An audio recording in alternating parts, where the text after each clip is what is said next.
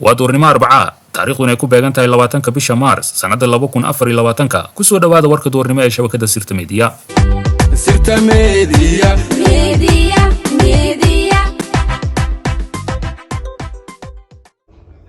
هالساعة سووا هالساعة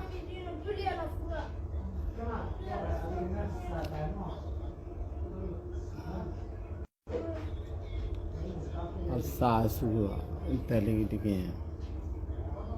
qofkaasi waxa uu ahaa wiilkii ay dhashay wasiiradii haweenka Allah u naxariistay Khadiija Maxamed Diiriye wiilkan oo lagu magacaabi jiray Mahdi balse hooyadiisa Khadiija Maxamed Diiriye ee kuna neesi jirtay duca qabe ayaa xalay si degdeg ah ugu geeriyooday cisbitaalka inta badan lagu laayay shacabka Soomaaliyeed ee Yardameeli Mahdi Allah u naxariistay intii uu san dhiman ka hor ayuu reebay fariin cadeen ah iyo sida meesha loogu silciyay cisbitaalkani horarka ah dadka waxa ay tagaan iyagoo caafimaad qaba oo aan xanuun aad u daran qabin ama qofkii si caadi ah isaga tagay inuu isbaaro kaliya waxay ku duraan cirbad qofka suuxinaysa waxaad ba arkaysaa qofkii caafimaadka qabay ee baarista kaliya ugu tagay oo xaalad halis ah galaya una sii gudbaya koomo waxyar kadibna waxaad u maqlaysaa waa uu dhintay waxayna lacagta ugu badan ka macaashaan waa dhimashada qofka halkii meedba waxa ay ka qaataan lacag ka badan $1,000 oo ah dhaqida iyo karfanta kana madax banaan tahay lacagtii koomada lagu geliyay iyo lacagtii qofka lagu dilay ugu yaraan $3,000 ayaa laga qaadayaa iyadoo waliba qofkii reerka ugu qaalisanaa nafta la dhaafinayo kaasi cisbitaal ma ahan ee waa xarun argagixiso oo loogu talgalay in nafsada bini'aadanka macaash loogu raadiyo waa markii afraad aan barnaamij ka sameynaya cisbitaalkani horarka warbixintan ayaan la dhayeelsan fadlan u sii sheergaray bulshada Soomaaliyeed si ay ugu digtoonaadaan xaruntan kabanka dadka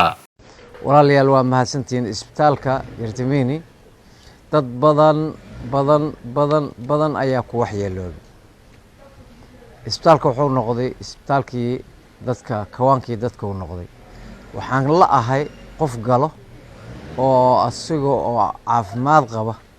oo ka soo baxo cisbitaalka Yardameeli ayaa sanadihii la soo dhaafay waxa uu galaaftay nolosha dadyow fara badan oo Soomaaliyeed cisbitaalkan horarka ah ayaa waxa ka howlgala ganacsato dhaqaatiir sheegatay si ay ugu beec mushtaraan ama dhaqaale ugu sameeyaan dhibaateynta ummadda Soomaaliyeed cisbitaalka Yardameeli ma jira hal dhakhtar oo shahaado ka haysta shaqada uu qabanayo waxayna ku xiran yihiin dalal shisheeye oo ay ka soo qaataan daawooyinka cusub ee la rabo in loo tijaabiyo dhowr macaash ayayna halkaasi ka sameeyaan raggaasi manaxayaasha kow waxa ay lacag ka soo qaataan shirkadaha shisheeye ee daawooyinkaasi in loo tijaabiyo doonaya waxaana dalka loogu keenaa si bilaasha oo ayaga wax lacag ahba kagama baxayso suntaasi iyo waliba keenisteeda waliba ayaga ayaa lacag loogu sii diraa labo markii sunta dalka ay keenaana haddana waxa ay lacag kaga sii qaadanayaan bukaanada u imaanaya hadduu qofka sunta u dhintay xitaa waxaa jirta lacag fara badan oo lagugu xirayo adigoona lacagtaasi bixina lagama yaabo inaad meedka qofkii ay ka dileen aad isbitaalka kala baxdo qof walba oo isbitaalka Yardameeli asagoo lugihiisa ku socdo taga laba mid ayuu noqdaa qofkaasi geeri degdeg ah ayaa ku timaada sida wiilkii Khadiija Maxamed Diiriye ay xalay halkaasi ku silciyeen ilaa uu ka nafbaxo amaba qofka kooma ayuu galaa sida majaajilistihii Ajakis Allah u naxariistay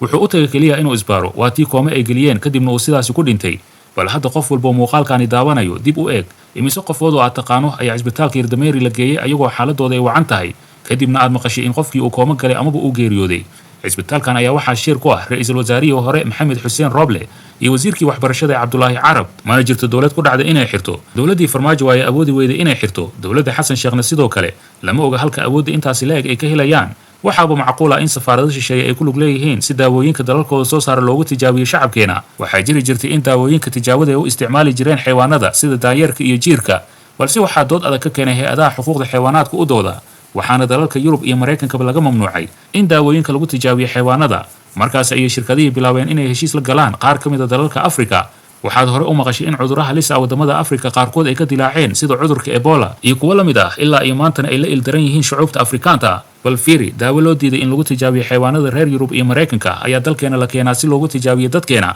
taasi waxa ay ka dhigan tahay in xayawaanada Yurub iyo Mareykanka ay ka qiimo badan yihiin shacabkeena Soomaaliyeed ama guud ahaan Afrikaanta haddaba qof walba waxa lagaaga digayaa inaad caafimaad u doonato cisbitaalka Yardameeli amaba aad iska geyso qof qoyskaaga qaali ku ah haddii aad tagto amaba aad qof geyso ogow cidna ku eedamaysid wixii aad kala kulantay halkaasi bal hoos noogu reeb fariinta dhacda aad kala kulantay cisbitaalkaasi uguna dig walaalahaaga kale si ay ugu digtoonaadaan cisbitaalkaasi horarka ee dhiigga ummadda lagu xalaashaday madaxweynaha Soomaaliya mudane Xasan Sheekh Maxamuud ayaa ku soo laabtay magaalada Muqdisho ee caasimadda Soomaaliya kadib booqasho 2 maalmood qaadatay oo dalka Eritrea uu ku tagay haddaba maxaa sababay in Xasan Sheekh Maxamuud oo dhowr bilood safarro isdaba jooga uu ku tago gudaha dalka Eritrea su'aashaasi wuxuu Xasan Sheekh Maxamuud kaga jawaabay waraysi uu siiyay TV-ga qaranka Eritrea isagoona yiri waxaan halkan